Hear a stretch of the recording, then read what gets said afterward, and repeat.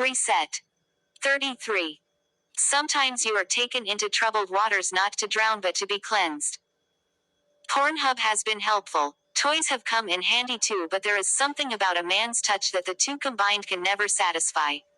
I have not been with a man for 7 years. There have been times when emotions get the best of me and I just wanted someone to be inside me, but then I am always reminded of how the one time I had sex brought about Kairo and a life of what ifs.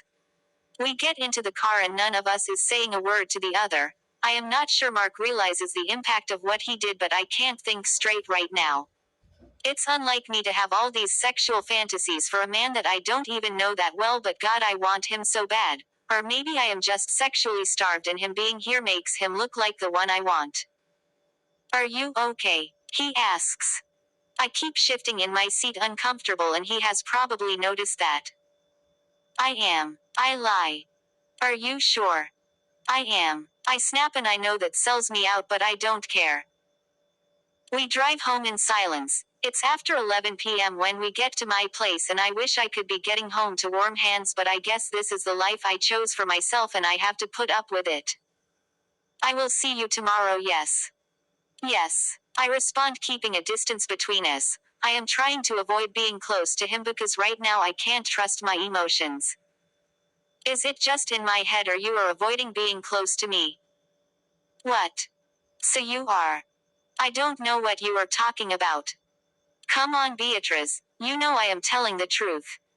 It's late, stop getting ideas in your head. Come here. What? Come here. Of course I am not moving closer. What is this about? He looks at me with this dark desire and I know this is my cue to turn around and walk into the house, but my legs are rooted to the ground and I want to see where this is going. What exactly is going through this pretty head of yours? He asks, removing some hairs from my face. Maybe it's an innocent act, but my breath is stuck in my throat. Mark, leave, I say in a low tone. It's stupid sounding like this because with a tone like this one I am obviously just encouraging him and I know I shouldn't, but I want this as much as I don't want it. You are sure you want me to leave? His hands are rubbing my waist. A moan escapes my mouth. He brings his head to mine, starts by kissing my hair and then my forehead, then goes down to find my mouth. He captures my lips slowly but with such intensity it throws me off balance. He holds me in place, still kissing me like his life depends on it and I should be stopping him, but I don't. And just when I want more he pulls away. I am sure Kairo is worried sick, he says before kissing my forehead.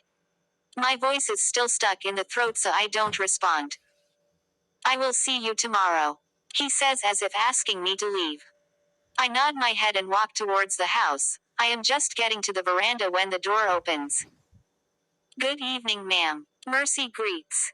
Good evening, I respond and walk to my room without saying another word to her. She obviously saw everything from the window and I wish it could affect me that she saw me like that, but the only thing on my mind right now is how in God's name I didn't stop Mark from making advances at me.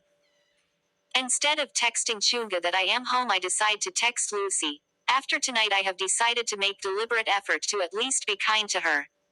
Not being friends of course, but just maybe that way she won't have any reservations concerning me and her man. I get out of my clothes and get into my pajamas, then throw myself in bed. I block out any thoughts of Mark, but then Enchimunya comes to my mind. I never even think of him on a regular basis, but I guess the evening is just unraveling emotions I had buried deep inside me. I get my phone and log into Facebook.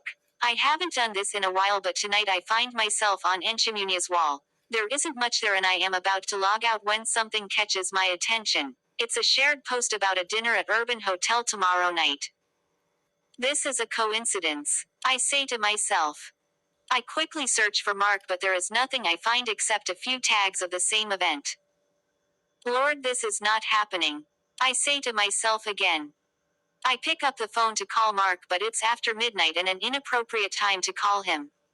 This can't be happening to me right now. I have been doing so well avoiding drama, and now this 1 minute that I choose to let my guard down, everything comes crushing.